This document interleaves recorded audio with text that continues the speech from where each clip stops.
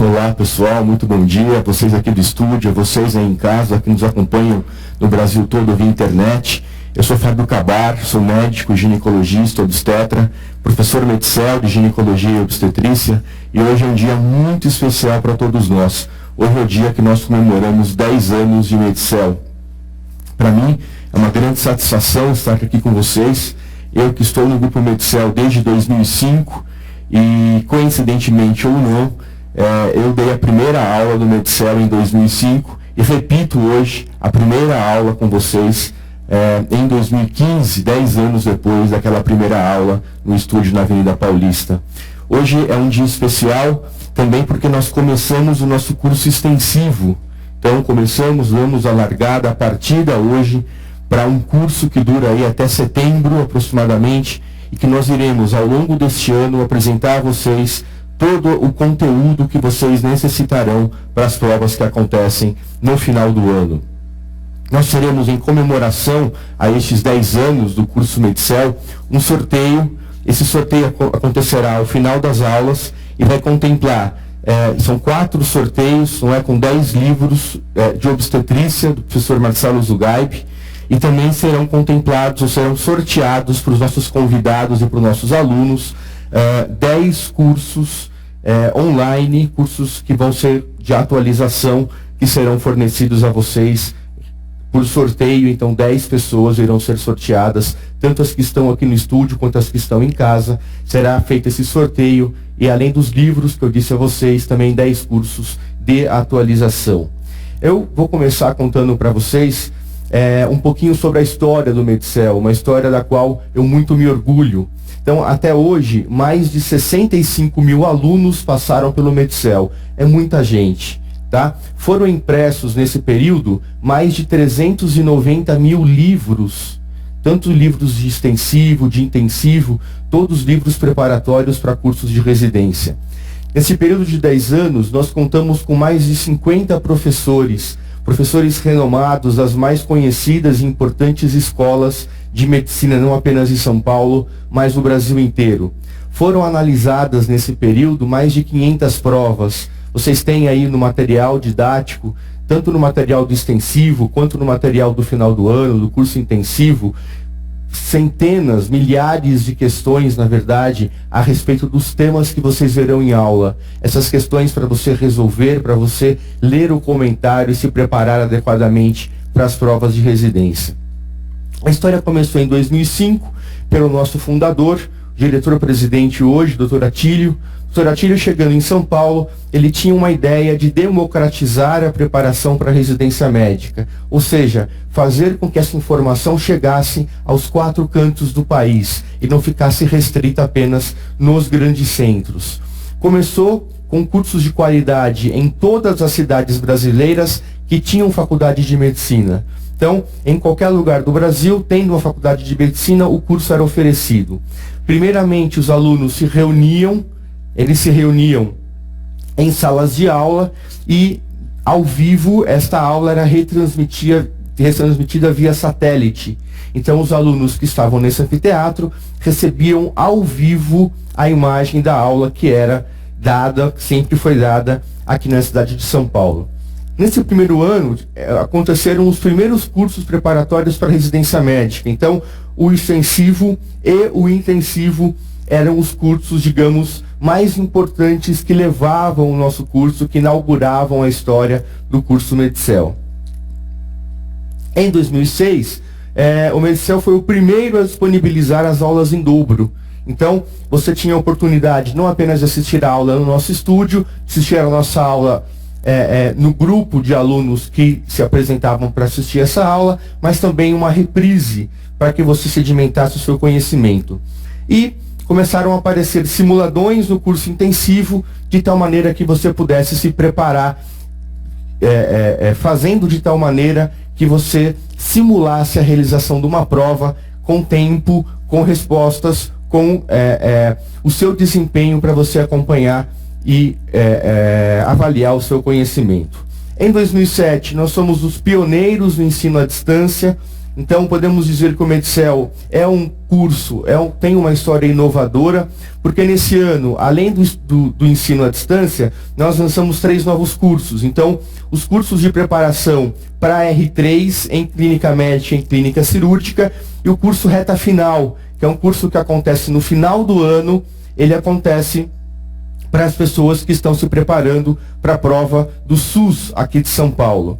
Em 2007 foram lançados novos simulados, então simulados especiais para quem estava prestando a prova da Santa Casa de São Paulo, da USP, da Unifesp e do servidor público estadual, e além disso o FEST Simulado, que é um simulado que você faz semanalmente de maneira mais rápida para avaliar pontualmente o seu desempenho. Neste ano ainda, os cursos passaram a ser vendidos com a adicional netbook, ou seja, você tinha a possibilidade de levar o netbook para casa e assistir a aula a partir desse netbook. Em 2008, mais de 90% dos nossos alunos já assistiam a aula via internet. Tá? Então nós tínhamos um número menor, apenas 10% dos alunos estavam aqui em São Paulo no nosso estúdio, como existem hoje alunos e convidados aqui em São Paulo, e 90% dos alunos já assistiam a aula em casa via internet. Em 2009, surgiu o curso de treinamento para a prova prática, que é o nosso TPP, baseado no aumento do número de escolas, de faculdades que apresentavam uma prova prática na segunda fase. Então foi lançado o curso de treinamento de prova prática e iniciou-se a transmissão de videoaulas em alta definição, o que sem dúvida melhorou muito a transmissão das nossas aulas. Em 2010, as aulas começam a ser transmitidas também na versão mobile, ou seja, você pode fazer o plano iPhone, ou se você já tem o iPhone, você consegue assistir às aulas diretamente do seu aparelho móvel, do seu iPhone. Nós tínhamos, como curso R1, o intensivo, o extensivo, o TPP e o reta final, e o R3 de clínica médica e clínica cirúrgica. Em 2011, surgiram novos cursos que vieram acrescer ao nosso conteúdo Medcel. Então, o extensivo modular para R1, que é um curso que eu vou falar para vocês daqui a pouco, que permite uma melhor programação de estudos. Os cursos de atualização, habilidades médicas, antibiótico, eletrocardiograma, radiologia e a CLS. E começaram a acontecer os cursos para especialista. Então, não apenas um curso de preparação para residência médica, mas de reciclagem de conhecimento. Então, aqueles médicos, aqueles residentes que iam prestar a prova de título de especialista, começaram a ter essa preparação aqui conosco. Então, começamos com o TEGO, que é de ginecologia e obstetrícia, o de cardiologia e o de pediatria. Em 2012, foi o curso pioneiro em livros e aplicativos para iPad. Então, você tem a opção de ter os livros em mãos, os livros tradicionais, ou ter toda a coleção no iPad. Tá? Você pode, com o seu iPad, de qualquer lugar no Brasil, acessar via um aplicativo, e esse material de iPad ele é especial, ele é feito com animações, ele é feito com gráficos, com tabelas, para facilitar o seu estudo. Ainda em 2012, nós tivemos novos cursos de título de especialista, então o curso para título de oftalmologia e de ortopedia e traumatologia. Não param de aparecer novos cursos. Então, em 2013, o curso de atualização foram aumentando, o banco de provas, então SICNET Clínica Médica, ou seja, esse SIC são todas as questões comentadas nos últimos anos. Isso é oferecido a vocês no final do ano, como maneira que você estude, que você se prepare estudando as questões de provas.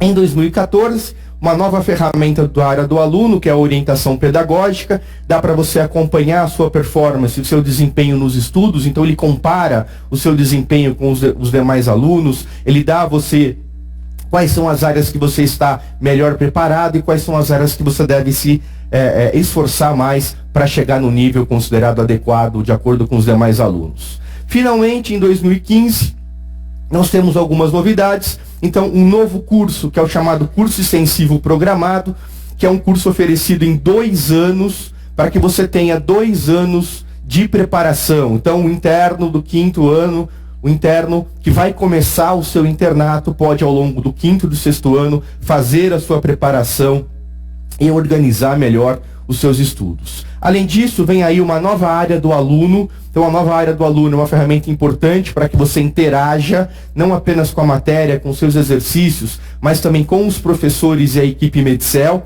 E você vai ter, para aqueles que assistirem 80% das aulas e realizarem 80% dos simulados, esta pessoa vai ter um reprise ilimitado das aulas. Então, hoje nós temos a possibilidade de assistir a aula ao vivo e assistir um reprise, tá? E para aqueles alunos que assistirem 80% das aulas e 80% dos simulados, ele vai ter um reprise, repito, ilimitado. Ele vai poder assistir as aulas quantas vezes ele quiser. Tá bom? Então, a história do Medcel é essa, uma história de inovação, de empenho para garantir a melhor preparação para as provas e para a sua carreira médica, né? Eu me orgulho muito de, no dia a dia, sou professor universitário, de no meu dia a dia, encontrar médicos, pessoas muito bem estabelecidas dentro do hospital, às vezes dentro da própria universidade, e ser cumprimentado muitas vezes por um aluno Medcel, que foi um aluno Medcel e hoje é um médico, hoje é um assistente, não só aqui em São Paulo, mas recebo mensagens, notícias de pessoas que fizeram a sua residência e que nesses 10 anos já foram capazes de ampliar os seus horizontes e chegar a outros objetivos. As vantagens do aluno Medcel: então existe um roteiro de estudos que você pode organizar o conteúdo estudado, vendo as aulas, lendo material didático, realizando simulados. Há essa orientação pedagógica que eu disse a vocês, que vai medir o seu estudo e o seu desempenho. Tem um ranking dos alunos, para que você compare os seus rankings. Nessa área restrita do aluno, você vai colocar o seu login, vai colocar a sua senha, vai ter acesso com o calendário das aulas, com os reprises das aulas, e especialmente durante a aula ao vivo, mas também durante os reprises, vai poder nos mandar as dúvidas. Então você vai clicar lá na dúvida, vai mandar a dúvida, o professor em até 48 horas vai mandar você a resposta. Falando da minha área, que é ginecologia e obstetrícia, todas as nossas aulas, elas são planejadas para que você tenha o mais importante, o que mais tem caído nas provas de residência dos últimos anos. Então, eu, pessoalmente, analiso, respondo e comento cada questão de prova dos últimos anos. Esse ano, como os outros, eu comentei cerca de 20 ou mais provas de residência do ano de 2015.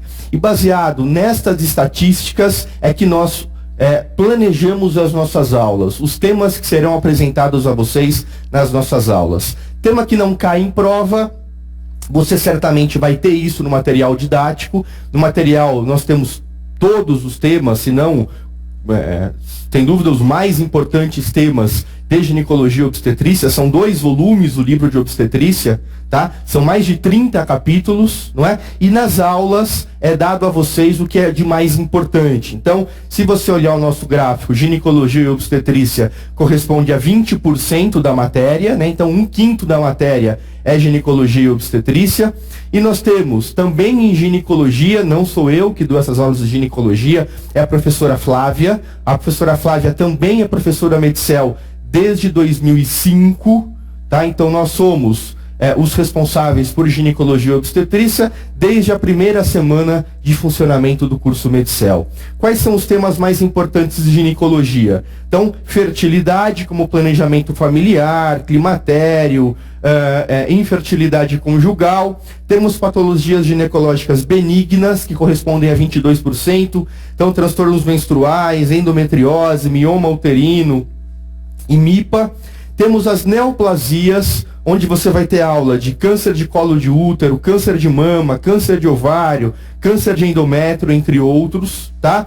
A uroginecologia, que você vai ter aí vulvaginites, incontinência urinária, distopias genitais, e por último as mamas, doenças benignas, doenças malignas e exames complementares em mastologia. Com isso, baseados nessas estatísticas, vocês terão aula este ano em ginecologia de fisiologia obstétrica, transtornos menstruais, climatério e terapia de reposição hormonal, anatomia e embriologia dos órgãos do aparelho genital feminino, malformações genitais, planejamento familiar e contracepção, infertilidade, endometriose, mioma uterino, doenças benignas da mama, doenças malignas da mama, câncer de ovário, de endométrio, HPV e NIC, câncer do colo uterino, vulvovaginites e cervicites, moléstia inflamatória pélvica aguda, insuficiência urinária de esforço com distopias genitais e um curso de ética em ginecologia e obstetrícia.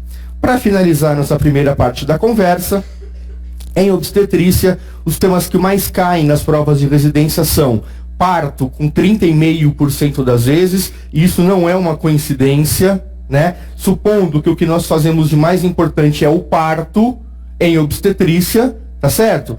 É o tema mais cobrado nessas provas. As alterações maternas ao longo da gestação, 26,5%, as alterações fetais, 16%, as patologias na gestação, 12,1%, as modificações locais e sistêmicas, a fisiologia obstétrica, 7%, e as alterações metabólicas na gestação, 5,1%. Os temas que serão abordados a fisiologia da gestação e alterações locais, as alterações gravídicas, assistência ao pré-natal, sofrimento fetal e vitalidade fetal, mecanismo de parto, períodos clínicos do parto, puerpério normal e patológico. Essa é a primeira parte do nosso curso, onde falarei para vocês da fisiologia obstétrica, tá? O mecanismo fisiológico da gestação. E começaremos depois a patologia obstétrica, tá? Na patologia obstétrica vocês terão cardiopatia e gestação, imunização RH, diabetes gestacional, síndromes hipertensivas na gestação, rotura prematura de membranas ovulares, hemorragias de primeiro e segunda metade da gravidez, HIV e gestação, gestação gemelar, prematuridade e restrição do crescimento fetal, tá? Então vocês percebam que você tem aí quase 20 temas, né, relacionados à obstetrícia que eu desenvolverei com vocês ao longo do curso extensivo. Bom, como eu disse a vocês, eu sou médico e a minha abordagem na aula é uma abordagem médica, tá? Então eu vou apresentar a vocês não apenas aquilo que está no nosso protocolo, aquilo que está no protocolo do Ministério da Saúde do Brasil, que, portanto, deveria ser considerado o protocolo oficial, não é? Porque é um protocolo ministerial, né? E, além disso, vou mostrar a vocês, especialmente quando não consta uma conduta específica no manual do protocolo, no manual do Ministério da Saúde, as evidências, né, baseadas em literatura internacional. Tá? Então eu sempre vou apresentar, além do protocolo ministerial, se há alguma diferença com a literatura internacional. Além disso, eu vou sempre procurar mostrar a vocês dicas com relação às provas. Tá? Então, aquilo que mais cai, se tem um tema que eu estou dando aula e esse tema tem alguma peculiaridade, alguma particularidade que cai na prova de residência, claro que eu também irei treiná-los para isso, porque a nossa preparação está voltada para 2 pontos. Primeiro, a preparação para aquele que está, que tem o objetivo de fazer a prova de residência médica. E o segundo ponto também é atualizá-los. Então, sempre tenha em mente que esse conhecimento que vocês estão adquirindo, ele não serve apenas para a prova, ele serve para a sua vida. Então, como segundo objetivo que eu tenho, é prepará-los, não é? É fazer uma atualização para que vocês possam se sentir seguros na hora da sua atuação enquanto médico. Tá? Além disso, eu sou professor universitário, né? Trabalho na Universidade de São Paulo, na Faculdade de Medicina, então tenho alunos de orientação de pós-graduação, dou aula para sextanistas da Faculdade de Medicina, então tenho essa experiência acumulada de universidade, sou pesquisador na universidade, então a metodologia científica faz parte do meu dia a dia, e como se não bastasse o tempo que eu tenho, que deve ser maior que 24 horas ao dia, sou acadêmico do 5º ano, então deverei cursar agora, a partir de março, o último ano da Faculdade de Direito da Universidade de São Paulo, a Faculdade do Largo de São Francisco. Por isso que eu irei, também ao longo do ano, discutir com vocês alguns temas de ética médica, de medicina legal, tá? Porque essa minha atuação junto às ciências jurídicas me permite que eu discuta com vocês aspectos jurídicos e legais relacionados à medicina. Tá bom? Então, cumprindo aí nossos primeiros 20 minutos, eu começo finalmente a falar com vocês a respeito de abortamento. Então, a definição de abortamento diz que aborto é o término da gestação antes da 20ª semana ou o feto com até 500 gramas de peso, tá? Então, essa é a definição clássica dada pela OMS. A incidência do abortamento é cerca de 15 a 20% das gestações clínicas. Então, é uma incidência bastante razoável.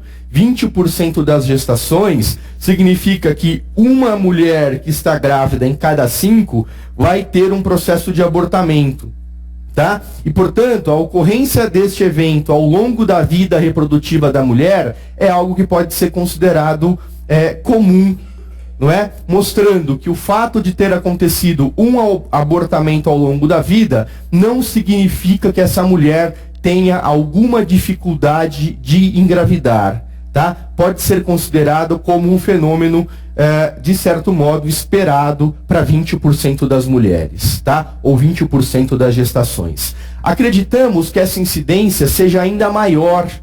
Por quê? Existem casos em que você vai ter o que nós chamamos de gravidez oculta.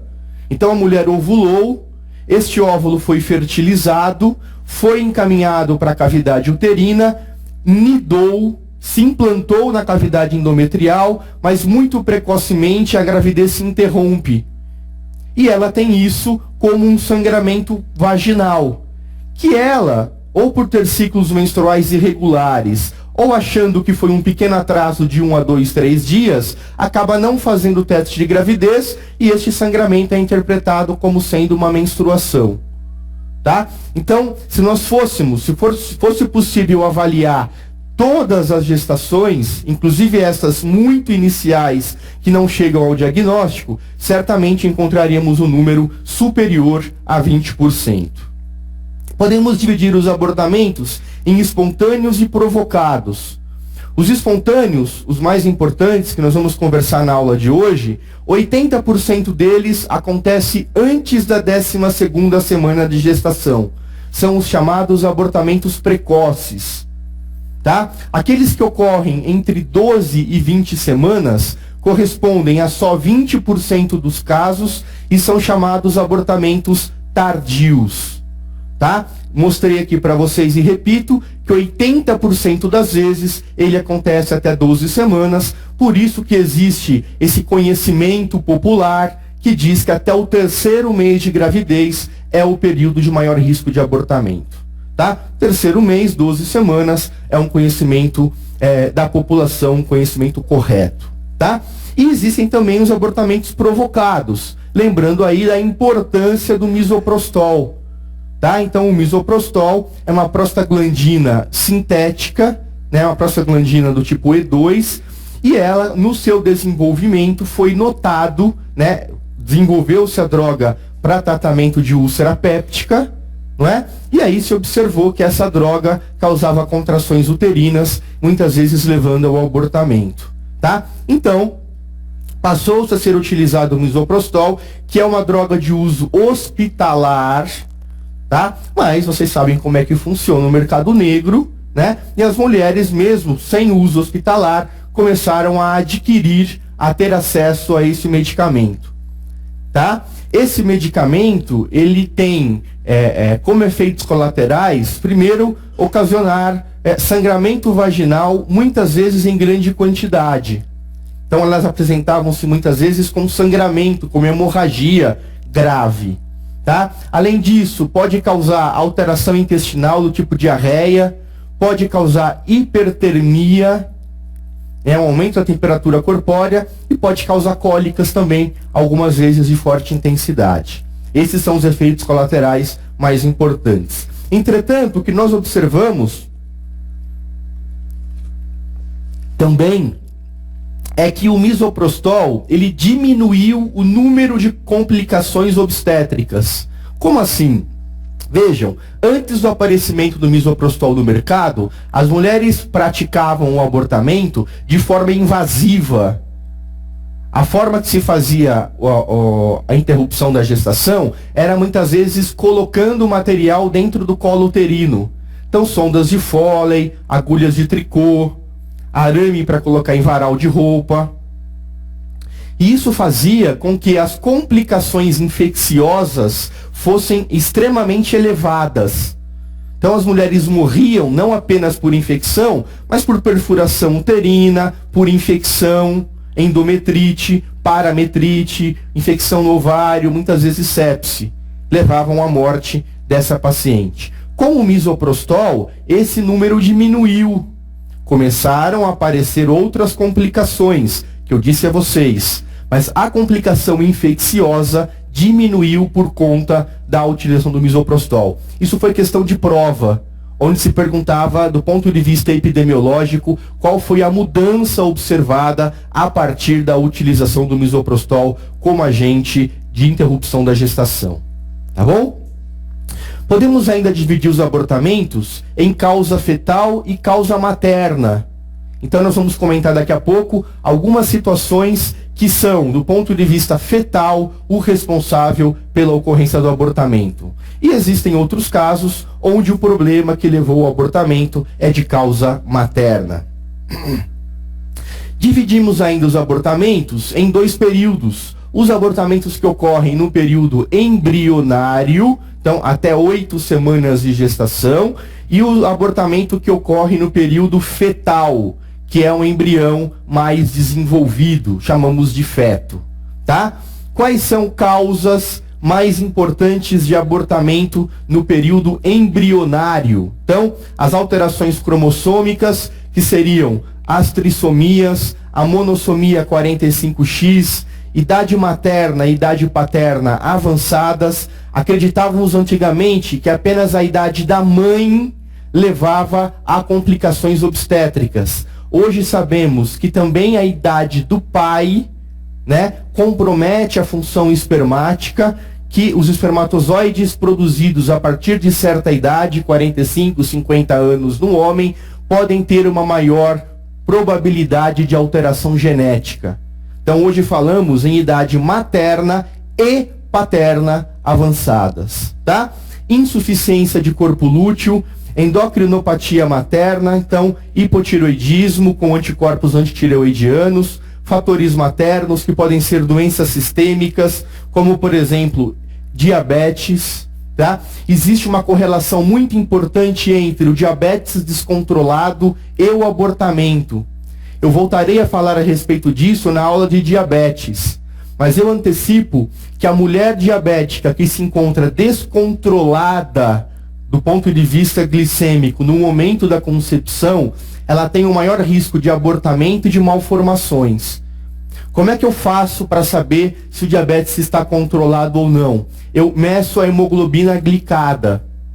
A hemoglobina glicada, alguns protocolos dizem que deve ser menor que 6, outros já começam a falar menor do que 5. Então, são rigorosos nessa avaliação da hemoglobina glicada. Ela vai refletir o controle glicêmico dos últimos 3 meses e ele que deve ser utilizado. Então, questão de prova, o que vai lhe dizer da condição de engravidar na diabética, do seu controle glicêmico, não é a glicemia de jejum, é a hemoglobina glicada. Tá? Então, geralmente a pessoa diz que a glicemia, acha que a glicemia acaba sendo o fator mais importante. Isso é uma pegadinha. Como eu disse a vocês, o que reflete o controle glicêmico vai ser a hemoglobina glicada. As infecções, então HIV, sífilis, herpes, ureaplasma, micoplasma, clamídia, tudo isso pode levar a um aborto, a uma perda gestacional. Fator imunológico, especialmente a síndrome do anticorpo antifosfolípide, a presença de DIU. Como assim presença de DIU? Vocês sabem que qualquer método contraceptivo não é 100% eficaz. Isso inclui a laqueadura tubária. Né? Você sabe que a laqueadura tubária, que o DIU, são métodos altamente eficazes. Isso acontece especialmente porque não depende do uso da mulher, não depende que ela faça alguma coisa. Não é que nem a pílula contraceptiva, que a mulher tem que lembrar de tomar o remédio todos os dias. E algumas vezes pode esquecer. O DIU, a laqueadura, você fez o procedimento, a mulher no dia a dia não precisa fazer nada além das consultas de rotina com o ginecologista. Então, como eu disse a vocês, o DIU, apesar de muito eficaz, pode haver falha. E havendo falha, o que eu faço com esse DIU? Eu tento retirá-lo. Também foi questão de prova nos últimos anos. Então, uma gestação que ocorre na paciente usuária de DIU tem como conduta a retirada desse DIU sempre que possível. Ah, mas isso não vai eventualmente favorecer o abortamento? Sim. Só que o risco do abortamento ao retirar o DIU é menor do que o risco de abortamento em se deixar o DIU intrauterino. Por isso que a conduta é retirada, tá? E o tabagismo, nós sabemos que o consumo diário de 15 cigarros ao dia dobra os riscos de abortamento, tá? Então, o cigarro, que é fator de risco para tanta coisa, né? Tanto em obstetrícia quanto em outras áreas, não é? Do ponto de vista exclusivamente do abortamento, a mulher que consome 14 cigarros ao dia tem o dobro de chance de ter um abortamento ao longo da gestação. Quando eu falo em período fetal, nós temos a incompetência istmo-cervical, que é o mais importante, né, a principal causa, falaremos dela daqui a pouco. As patologias uterinas, então os septos, os miomas, as malformações. Sempre que você tem uma alteração da cavidade endometrial que seja passível de correção, a conduta é corrigir. Como assim? Vamos explicar melhor. Mulheres com septo uterino. Dá para ressecar o septo? Dá. Resseque. Mulheres com mioma submucoso. Dá para tirar o mioma? Dá. Retire. A mesma coisa com pólipos. Mulheres com pólipos endometriais. Conduta, polipectomia. Por quê?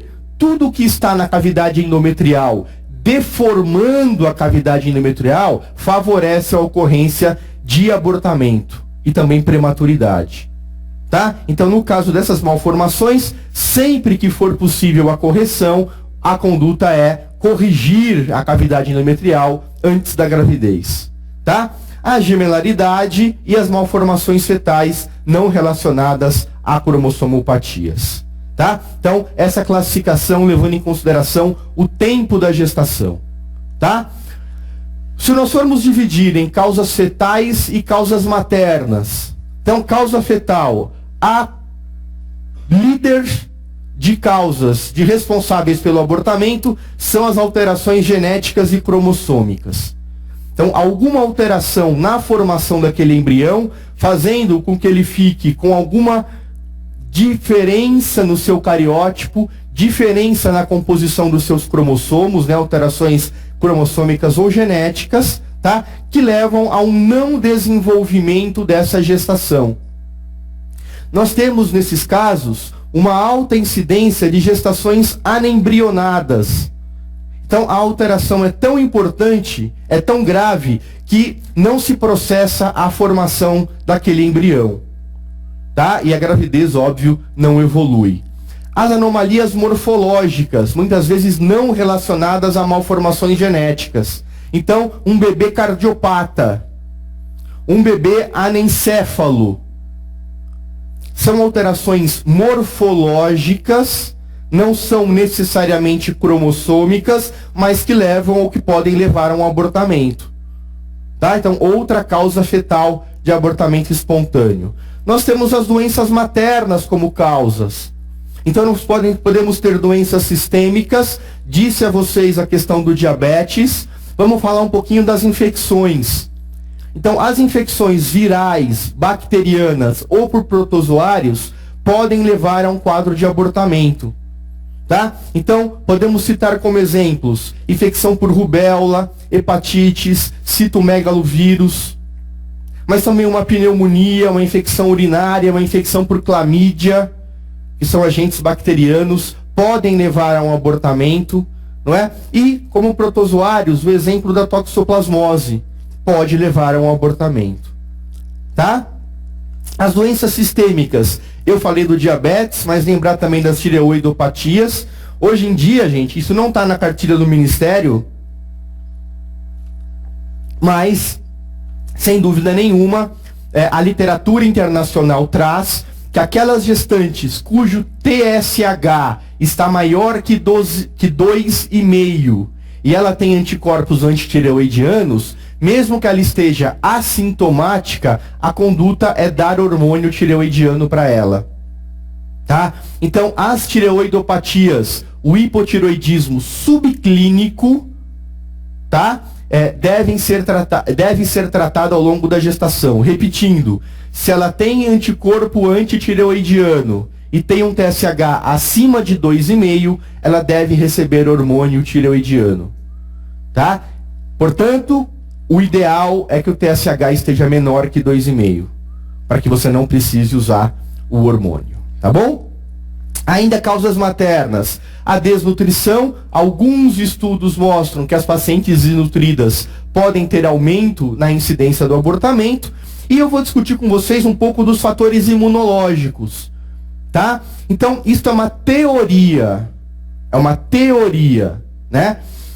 Alguns autores percebiam que as mulheres, ou algumas mulheres, tinham abortamentos de repetição. Né? E eu quero lembrar a vocês que o nosso organismo ele está preparado para rejeitar tudo aquilo que não é nosso. Então existe um sistema imune, existem células, linfócitos, neutrófilos, macrófagos, que estão treinados para eliminar, não é, tudo aquilo que não é do organismo. Isso pode ser corpos estranhos, isso podem ser vírus, bactérias, isso pode ser um órgão transplantado. E o interessante é pensar que o embrião é 50% não self. O embrião tem 50% de material genético e, portanto, de proteínas, de conteúdo celular, que é decorrente do pai. Por que na gestação, esse amontoado de células, essa estrutura, não é atacada pelo sistema imune? Entendeu?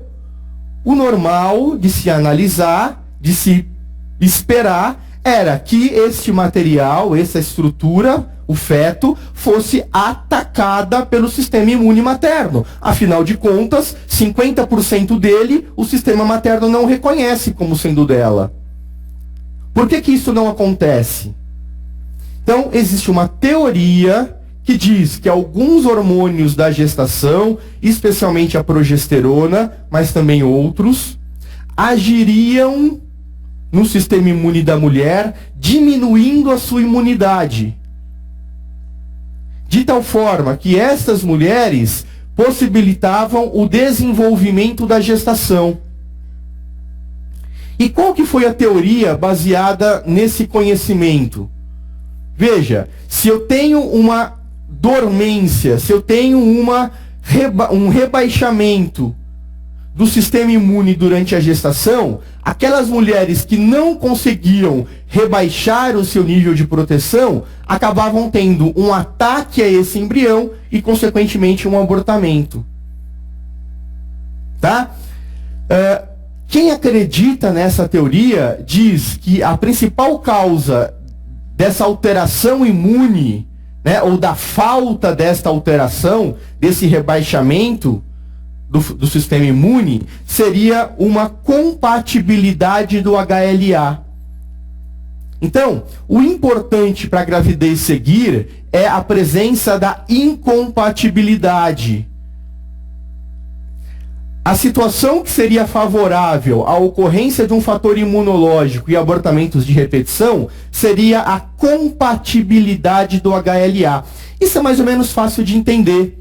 Lembre que os parentes, as pessoas próximas, quanto mais próximo o grau de parentesco, maior a possibilidade de compatibilidade do HLA, não é assim? E a natureza teria um mecanismo de justamente confrontar esta possibilidade de casamento consanguíneo. O ideal do ponto de vista reprodutivo seria o encontro de pessoas não parenteadas. O encontro de pessoas absolutamente distintas, portanto, com essa incompatibilidade do HLA. Repito pela terceira vez que isso é uma teoria, tá? A literatura não sustenta o tratamento para estes casos, que seria a infusão de uma vacina de linfócitos. Existem alguns médicos, aqui em São Paulo conheço pelo menos 2, que indicam de rotina o tratamento com essa vacina de linfócitos. A literatura internacional não favorece ou não indica a utilização desses métodos, tá? Porque ainda é um método, digamos, teórico, um método experimental. Quando nós falamos de abortamento habitual, eu estou falando de 3 ou mais abortamentos consecutivos, tá? Nós temos como principais causas de abortamento habitual, primeiro, a insuficiência de corpo lúteo, que acontece precocemente, geralmente até 8, 10 semanas. Que história é essa de insuficiência de corpo lúteo? Vocês terão com a professora Flávia a fisiologia da menstruação, mas eu vou antecipar alguns detalhes com vocês. Vocês lembram que no começo do ciclo menstrual, um folículo começa a ser recrutado como dominante.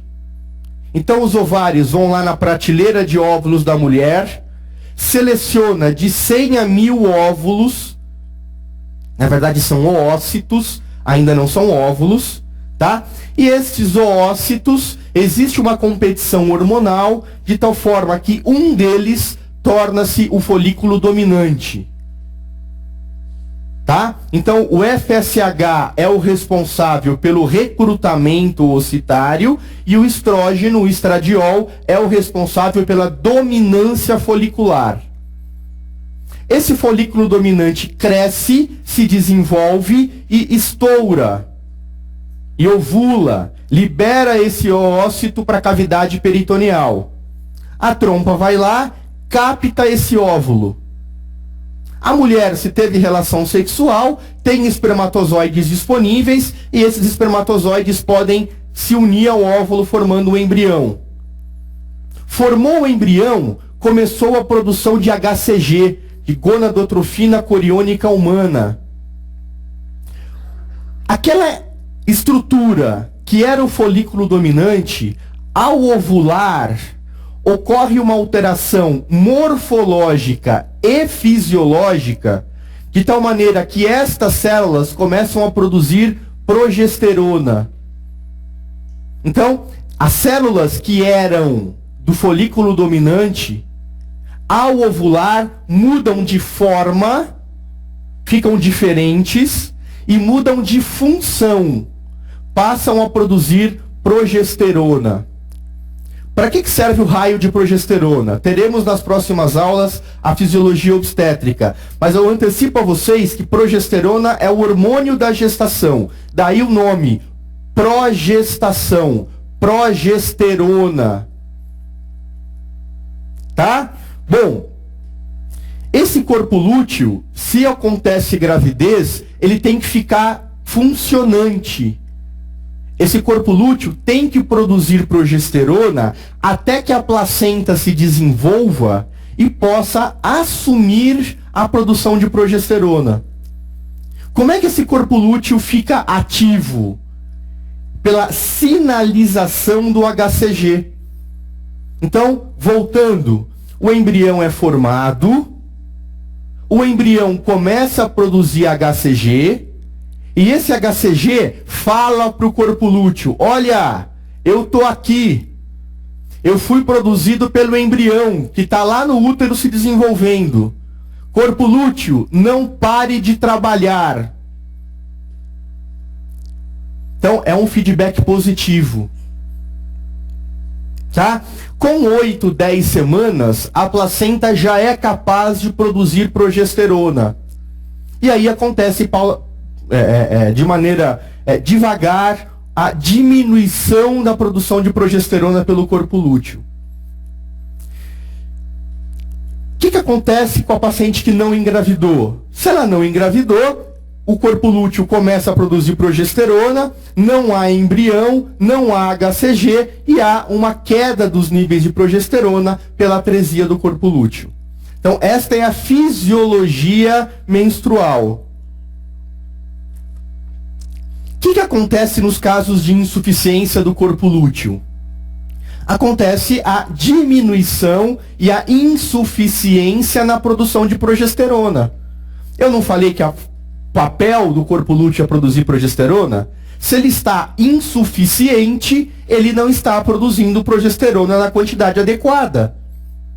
Como é que eu trato uma paciente com insuficiência de corpo lúteo? Suplementando progesterona.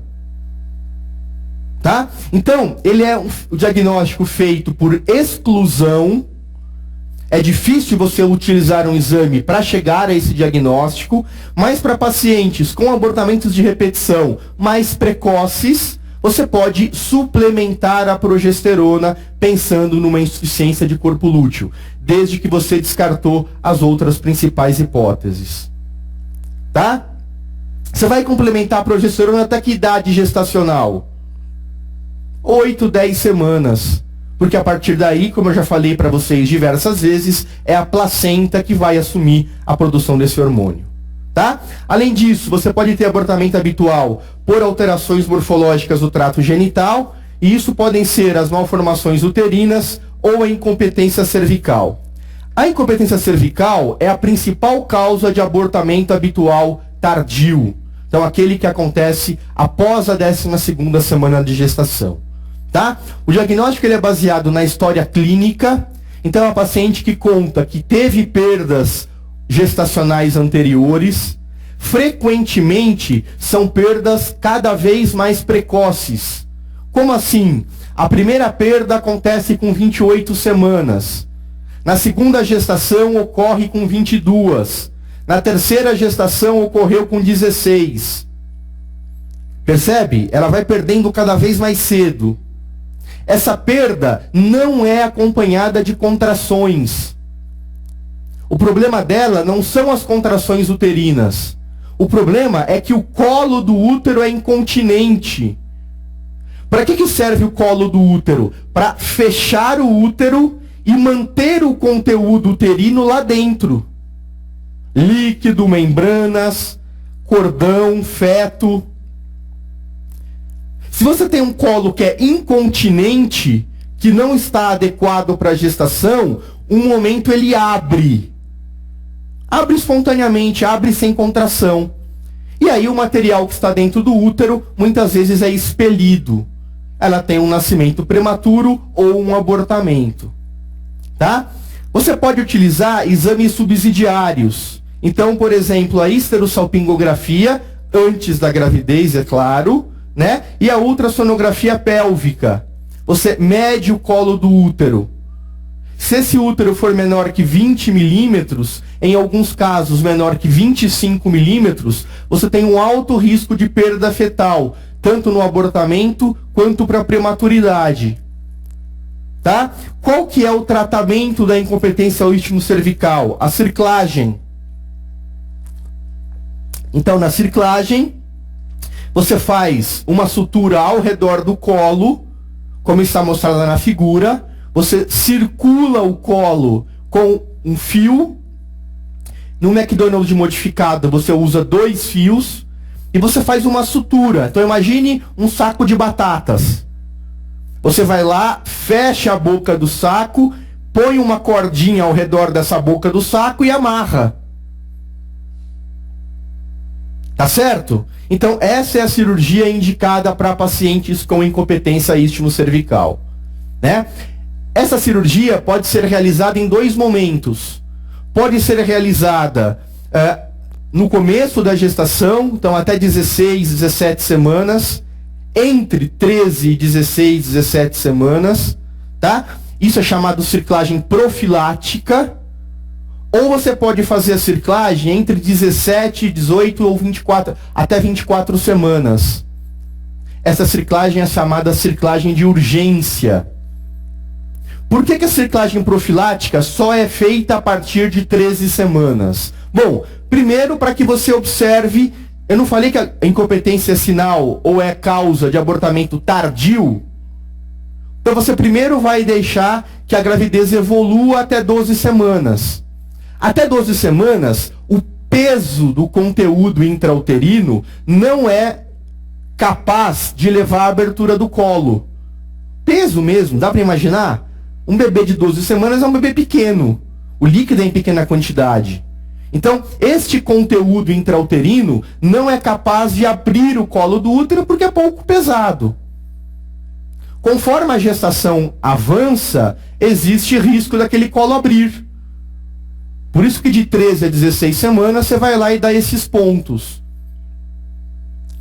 A partir de 18 semanas, supondo que a paciente vá no consultório, ela não tinha história, você não sabia dessa história de abortamentos de repetição, você examina a paciente e percebe um colo entreaberto. Ou ela faz um ultrassom e mostra um colo curto, menor que 20 milímetros. O que você pode fazer? Uma cerclagem de emergência, também chamado cerclagem de resgate, tentando fechar aquele colo. É intuitivo imaginar que a cerclagem profilática tem melhores resultados do que a cerclagem terapêutica, ou de urgência, ou de resgate. Tudo sinônimo. Tá? Por que até 24 semanas? Porque depois disso, os riscos não compensam os benefícios. Então, existe risco numa cerclagem? Claro que existe. Primeiro, de infecção. É um corpo estranho. Segundo, que você pode romper as membranas. Ou ao passar o ponto, ou pelo próprio contato do fio com as membranas. Então, existe risco, sim, ao realizar uma cerclagem.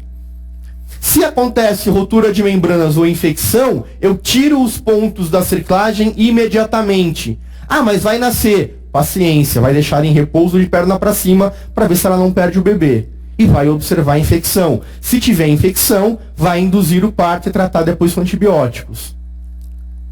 Se não tem infecção, se não rompe membranas, tira os pontos com 37 semanas. E observa a evolução do trabalho de parto, ou do parto em si. Do ponto de vista clínico, nós classificamos o abortamento clínico em descolamento decidual,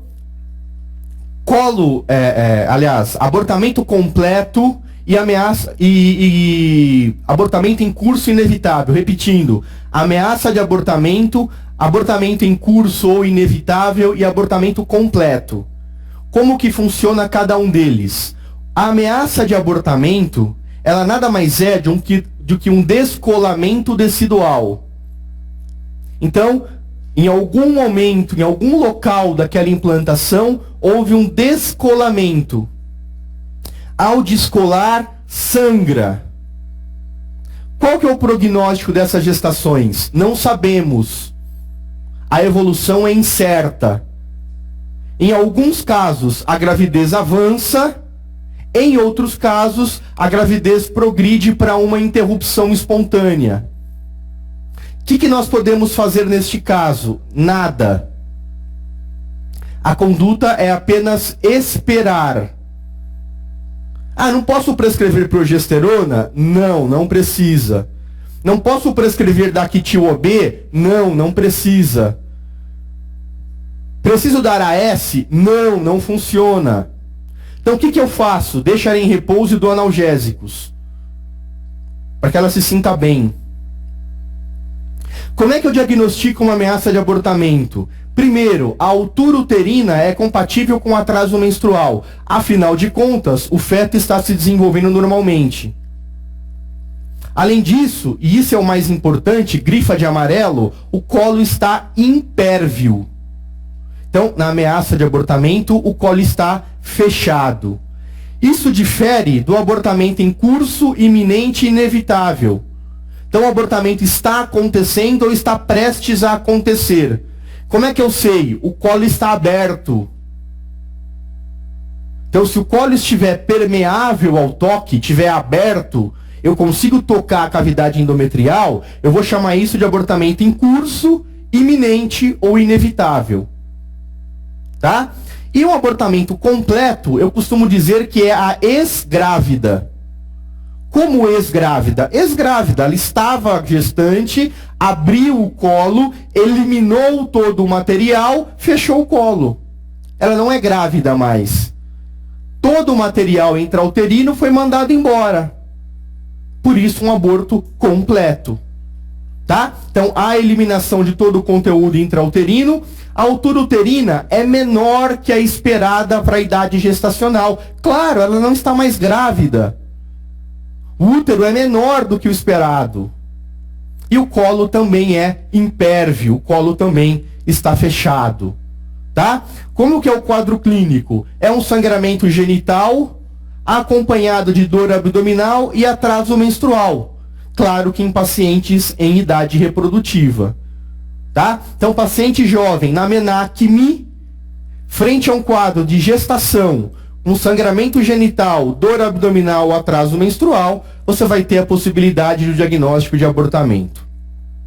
Diagnósticos diferenciais: causas obstétricas, gestação ectópica e doença trofoblástica gestacional, especialmente ou mais comumente a mole datiforme.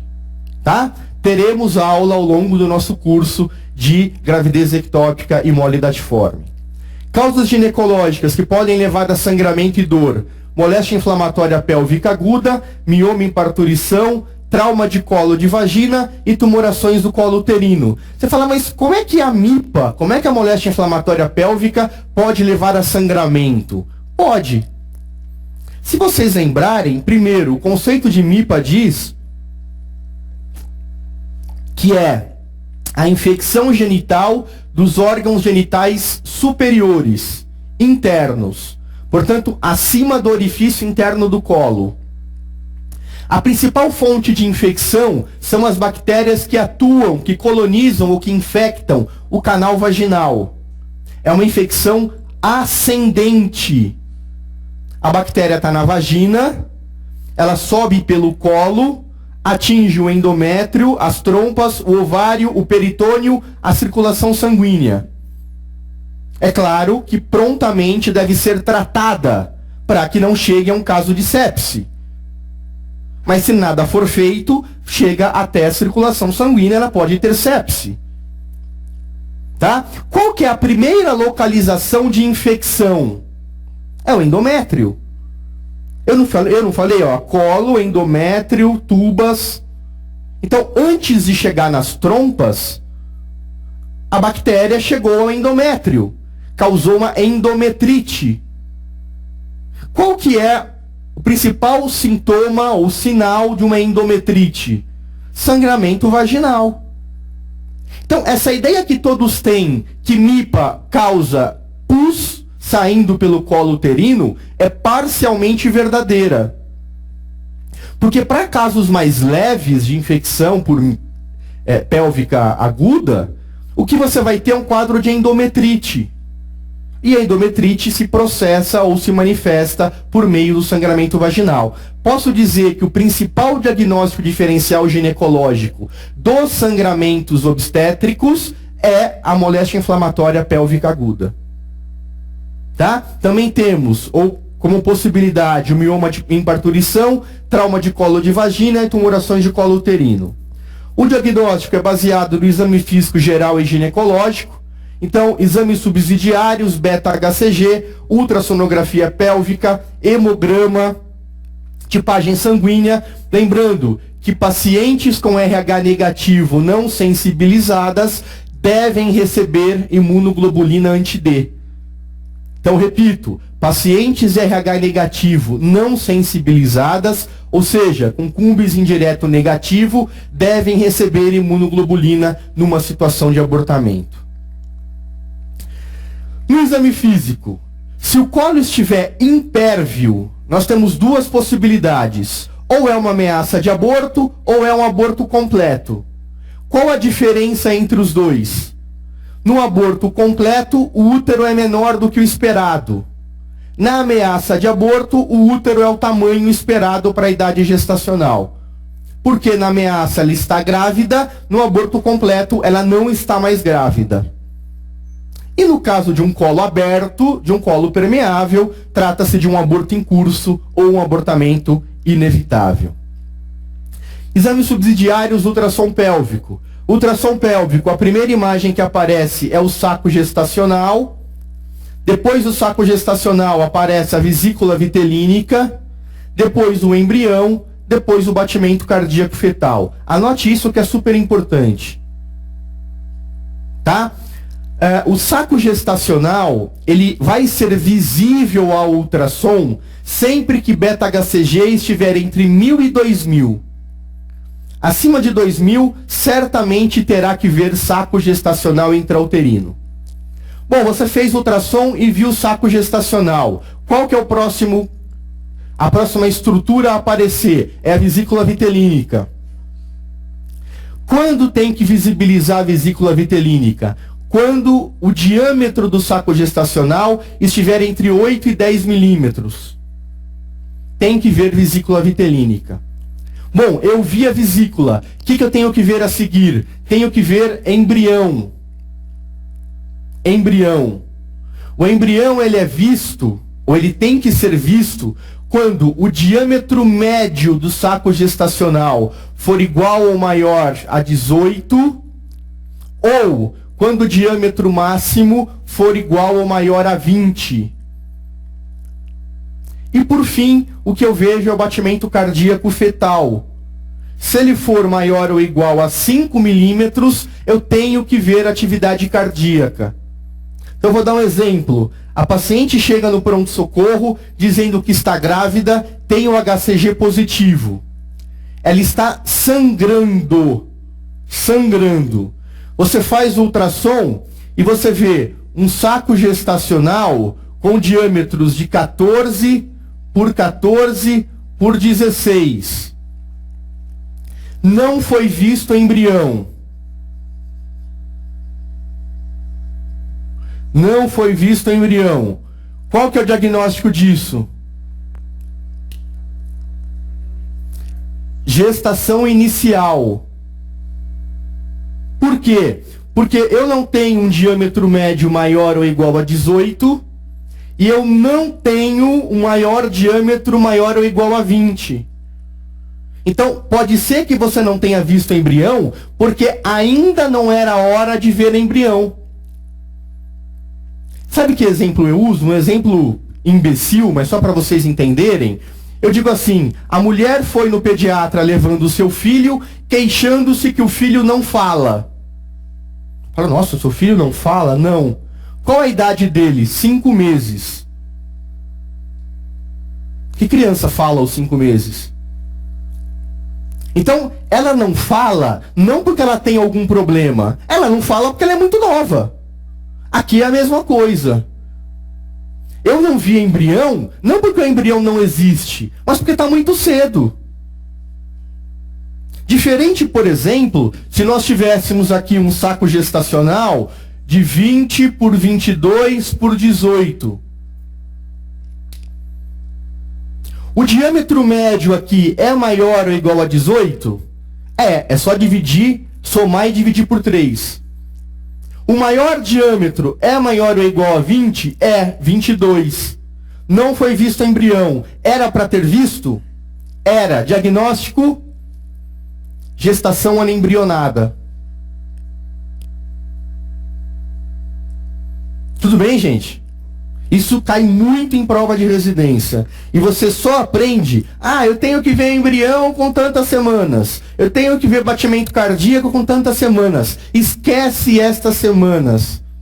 Muitas vezes a mulher não sabe a última menstruação. Você tem que saber pelos parâmetros objetivos do ultrassom, que são os parâmetros mais importantes.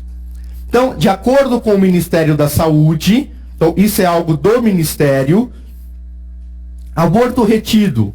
3 situações confirmam esse diagnóstico. Ausência de batimento cardíaco em embrião com CCN superior a 5, saco gestacional com mais de 18 milímetros e sem embrião, ou saco gestacional com mais de 8 milímetros sem vesícula vitelínica. Tá bom? O tratamento, como eu disse a vocês, na ameaça de abortamento, repouso e sedativos, não há indicação de progesterona. No abortamento inevitável, iminente ou em curso, o que você faz é o esvaziamento uterino. Se o colo está aberto, você vai levar a um esvaziamento uterino. Se aborto retido, você vai usar misoprostol e esvaziamento uterino. Veja, existem protocolos diferentes de uso de misoprostol. Se tem menos de 12 semanas, você pode usar misoprostol 200 microgramas por via vaginal e após 4 horas a 1000 ou curetagem. Dá na mesma, é a mesma coisa a 1000 ou curetagem. Então, até 12 semanas a 1000 ou curetagem. Ou você pode tentar um tratamento clínico com misoprostol 800 microgramas de 12 em 12 horas até 3 doses. Isso, de acordo com o Ministério, é feito em gestações entre 13 e 17 semanas. Nesses casos, você vai usar 200 microgramas de misoprostol via vaginal, de 6 em 6 doses em 4 doses. Quero lembrar vocês que acima de 12 semanas, porque o feto já tem osso, já tem espículas ósseas, você jamais cureta com o feto dentro do útero. Sempre que for maior que 12 semanas, você primeiro deixa eliminar o material. E daí você faz uma curetagem para tirar os restos placentários. Dá para fazer a 1000 depois de 12 semanas? Não dá. A cânula não tem o diâmetro suficiente. Então aí já é curetagem. Eu faço sempre o esvaziamento uterino com remédio depois de 12 semanas? Sempre. E a curetagem posterior. Tá? E a dose do misoprostol entre 18 e 22 semanas é 100 microgramas de 6 em 6 horas em 4 doses. Se necessário, repetir após 24 horas da última dose esse regime de 4 doses. Tá bom? As complicações podem ocasionar, então, o abortamento pode levar a uma atonia uterina, a uma laceração que se manifestam por meio de hemorragia, perfuração uterina, restos ovulares ou coagulopatias também podem ser complicações do abortamento. A curetagem ou a 1000 pode causar perfuração uterina, sinéquias uterinas ou lesão de órgão adjacente. Vocês lembram que a sinéquia é o colabamento das paredes uterinas. A parede do útero cola uma na outra. Isso acontece quando o R1 vai fazer a curetagem e faz uma curetagem muito vigorosa. O endométrio, a decídua, quando a mulher está grávida, funcionalmente existe a camada basal e a camada funcional. Quando há a dequitação ou o abortamento, o que libera do útero é a camada funcional. A camada basal do endométrio fica no útero. E ela é a responsável pela proliferação endometrial. Se não tem camada basal, o endométrio não prolifera. E isso favorece a sinéquia uterina. Por que eu disse que o R1 faz a curetagem? Porque ele vai lá com uma cureta e põe muita força na cureta. Ele raspa não apenas os restos ovulares, o endométrio funcional, mas ele também raspa a decídua basal. E raspando, jogando fora a decídua basal, esse endométrio não terá como proliferar. Vai propiciar, vai favorecer a ocorrência de sinéquias. Tá? Lesão de órgão adjacente precisa ser muito cabeçudo, né? Porque, veja, se você perfurou o útero e não notou que perfurou o útero, não notou o aumento de sangramento, não notou que a sua cureta está indo muito mais alto do que ia antigamente, você pode perfurar a bexiga, você pode perfurar o intestino. E você vai sair dali preso. O camburão vai estar na porta te esperando para você ser levado para a cadeia. Tá bom? O abortamento infectado, como eu disse a vocês, é a principal complicação. Tá? Ele é causado muitas vezes pela manipulação uterina, então um aborto provocado, né? E tem como quadro clínico, além dos sintomas que eu falei do abortamento, febre, alterações da frequência cardíaca, queda do estado geral e um fluxo vaginal purulento. Tá? Como é que se chama essa secreção purulenta que sai pelo colo do útero? Fisiometria? Não, chama pus. Fisiometria é gás no útero. Fiso, gás, metria, útero. Pode acontecer fisiometria em casos de anaeróbio, por exemplo. Mas escrever, que nome que é aquela secreção que sai do colo do útero? Pus. Então, se tiver que escrever sinais e sintomas de abortamento infectado, não escreva fisiometria, escreva pus saindo pelo útero.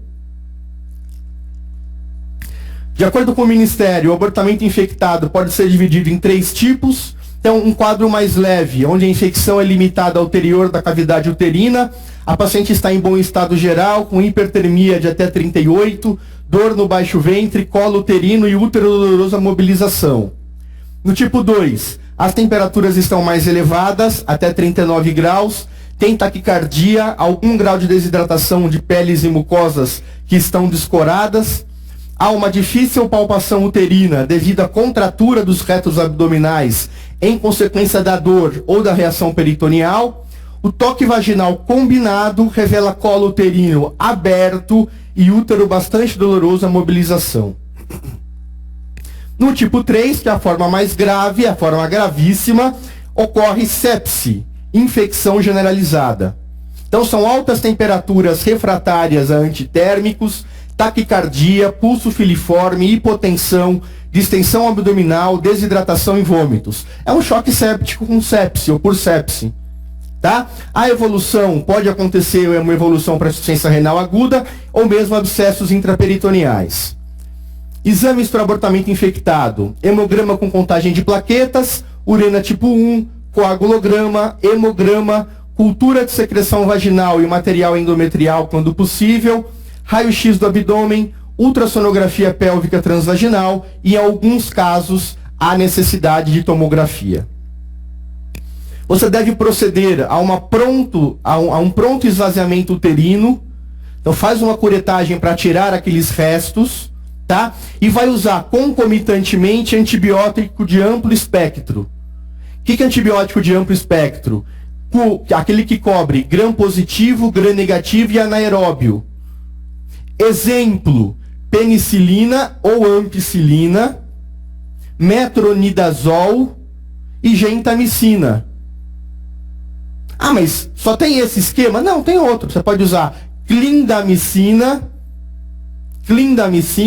e ceftriaxone. Você tratou gram positivo, gram negativo e anaeróbio.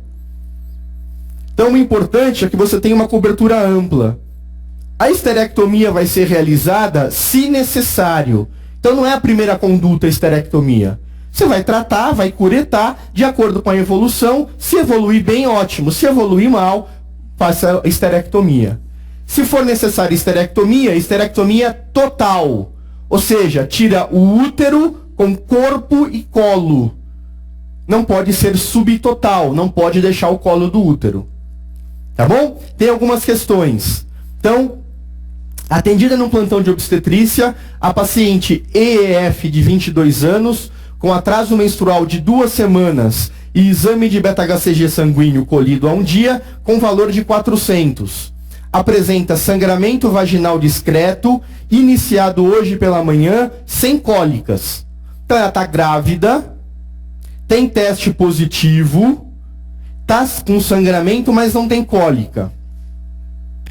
A ultrassonografia realizada hoje mostra pequena vesícula intrauterino, sem evidenciar batimentos e sem outros achados no útero e nos anexos. Então, viu saco gestacional, viu vesícula vitelínica, mas não viu embrião. O HCG está só de 400. A gestação é intrauterina. Portanto, descarta-se gestação fora do útero. Descarta-se gestação ectópica. Ok? Bom, exame ginecológico demonstra útero ligeiramente aumentado de tamanho e colo fechado. Com relação ao quadro descrito, assinale a alternativa correta. Gente, colo fechado tem 2 possibilidades. Ou é clinicamente falando, ou é um abortamento completo. Neste caso não se aplica porque o colo está fechado com imagem ultrassonográfica de embrião, de saco gestacional, tá? Ou ameaça de abortamento, que é a princípio que se manifesta aqui. Vamos ver as alternativas. A paciente apresenta quadro de abortamento retido, sendo indicada a indução com misoprostol e curetagem. Gente, dá para dizer que isso é um abortamento retido? Não. Lembra daqueles 3 critérios que eu apresentei a vocês? Nenhum deles se encaixa aqui. Então não é um aborto retido. Tá? A paciente apresenta quadro clínico sugestivo de gravidez ectópica, devendo ser indicado laparoscopia para diagnóstico e tratamento. É uma gravidez tópica. Tá dito, olha, mostra pequena vesícula intrauterina sem evidenciar batimentos cardiofetais. Então tá dentro do útero, não é ectópica. Tá? O quadro sugere ameaça de aborto, ok? E na ausência de intercorrências, a paciente deverá repetir o exame de 5 a 7 dias. Perfeito. C de Cabar. C de Corinthians, campeão do mundo, por 2 vezes. Alternativa D. O quadro sugere abortamento incompleto, devendo a paciente ser internada para submeter-se à curetagem uterina. Verdade? Mentira. Então, alternativa correta, alternativa C. 2014. Com relação ao abortamento, assinale a alternativa correta. Se ocorrer até 16 semanas, será denominado precoce. Não. Até 12 semanas é precoce. Representa a complicação infrequente da gestação de 1 para cada 1.000 mulheres. Não, é 1 a cada 5 mulheres. Não é 0,1%, é 20%. C. A síndrome dos ovários policísticos afeta cerca de 10% das mulheres em idade reprodutiva e tem sido considerada como causa de abortamento. Verdade. De novo, alternativa correta, C de Cabar. D. A taxa de abortamento em portadoras de diabetes mellitus tipo 1 encontra-se aumentada independentemente de estarem controladas clinicamente. Não é verdade. Eu falei para vocês que quando está descontrolado, tem maior risco de abortamento. Quando está controlado, é o mesmo risco da população geral. E a Organização Mundial da Saúde define como abortamento a expulsão ou a extração do feto antes de 19 semanas ou pesando 450 gramas. Não, até 20 semanas e com peso de até 500 gramas. Tá bom? Então, novamente, a alternativa C é C de Corinthians. UEL 2014, uma adolescente primigesta com 12 semanas de gestação apresenta quadro de abortamento infectado com choque séptico. Neste caso, a conduta será administrar antibiótico e levar imediatamente para a esterectomia. Precisa, gente? Não, o tratamento é conservador, tá? Controle do choque seguido de esterectomia subtotal.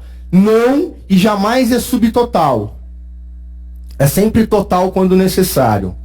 Controle clínico de choque seguido de esterectomia total. Não. Não é a conduta inicial esterectomia. Tá? Controle clínico do choque, da infecção e observação por 48 horas. E finalmente E, curetagem uterina imediata com controle concomitante de choque e infecção. Então você vai fazer a curetagem uterina, você vai tirar restos placentários, tá? E vai realizar o controle do choque e da infecção. Como é que faz controle da infecção? Antibiótico de amplo espectro, gram positivo, gram negativo e anaeróbio. Controle do choque, vocês sabem fazer melhor do que eu. Solução cristalóide, eventualmente solução coloide, drogas vasoativas e aí por diante. Tudo bem, pessoal? Era isso que eu tinha para falar para vocês na nossa primeira aula. Nós vamos dar um intervalo de 10 minutos e depois eu respondo. Eu vou dar, agora vocês terão uma aula de cirurgia, eu retorno após a aula de cirurgia para falar de epidemiologia para vocês, então teremos um outro encontro ainda hoje, tá? Eu aproveito para que nesse encontro a gente possa resolver as questões de obstetrícia que chegaram nessa aula, tá bom? Repito que é um grande prazer ter a oportunidade de encontrá-los, não é? Espero vê-los muitas vezes ainda durante o ano e construir com vocês uma preparação altamente eficaz para que vocês sintam confiantes a realizar as provas no final do ano. Tá bom? Então, por enquanto, obrigado pela atenção. 10 minutinhos de intervalo, na sequência, uma nova aula agora de cirurgia. Obrigado.